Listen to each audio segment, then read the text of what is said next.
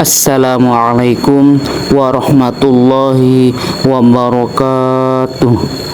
Alhamdulillahi rabbil alamin. Wassalatu wassalamu ala rasulillah, amma ba'd. Ikhwan fillah dimanapun berada, sahabat Ali karamallahu wajhah pernah berkata, kunu liqabulil amali asyadda ihtimaman minkum bil amal.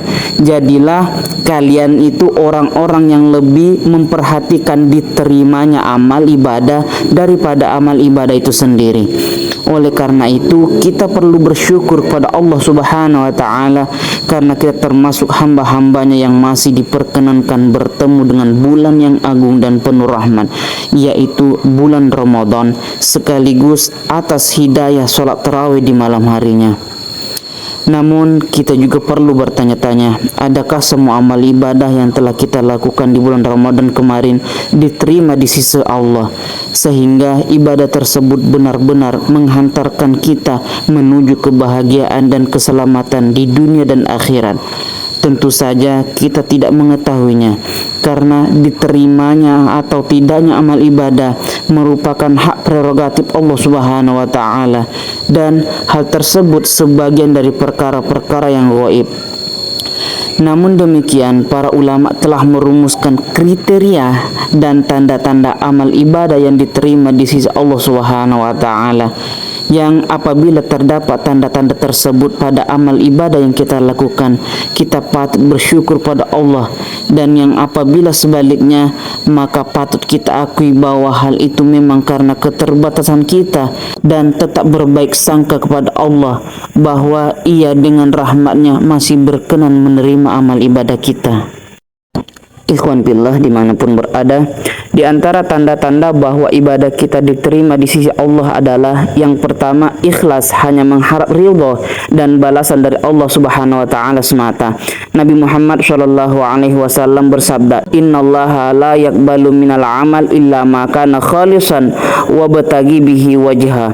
Sungguh Allah tidak akan menerima amal ibadah melainkan yang murni dan hanya mencari ridha Allah. Artinya, jika kita dalam menjalankan ibadah tujuannya adalah mencari ridha atau balasan dari Allah Subhanahu wa ta'ala semata, bukan dari makhluk, maka itu pertanda bahwa amal kita diterima di sisi Allah Subhanahu wa ta'ala. Yang kedua, istiqomah. Di antara tanda-tanda diterimanya amal ibadah yang lain adalah manakala ibadah tersebut kita mampu melaksanakannya dengan rutin dan istiqomah, terkecuali jika meninggalkannya dikarenakan ada halangan syar'i seperti karena sakit. Nabi Muhammad SAW bersabda, ahabul a'mali ilallah adwamuha wa in qalla. Amal ibadah yang paling disukai oleh Allah adalah yang paling rutin meskipun hanya sedikit. Yang ketiga, lupa atau tidak mempertimbangkan ibadah yang telah dilakukan. Dalam kitab Syarh Al-Hikam disebutkan, sebagian ulama ahli ma'rifat pernah ditanya, apakah tanda diterimanya amal? Beliau menjawab, yaitu ketika engkau telah melupakannya dan tidak mempertimbangkannya sama sekali. Lupa terhadap ibadah yang telah dilakukan artinya kita tidak merasa telah melakukan sesuatu yang menjadikan kita mulia di sisi Allah dan makhluknya, sehingga tersebut tidak menjadikan sombong dan berbangga diri.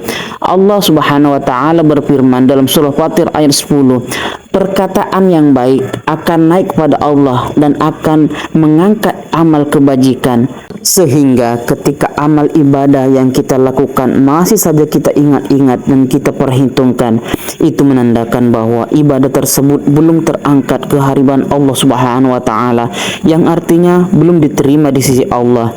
Dan masih banyak lagi tanda-tanda diterimanya amal ibadah kita yang tidak bisa kami sampaikan semuanya dalam kesempatan kali ini. Yang terpenting adalah seburuk apapun kualitas ibadah yang kita lakukan, kita syukuri dan kita pertahankan, karena bagaimanapun sibuk dengan ibadah tersebut masih lebih baik daripada sibuk dengan kemaksiatan.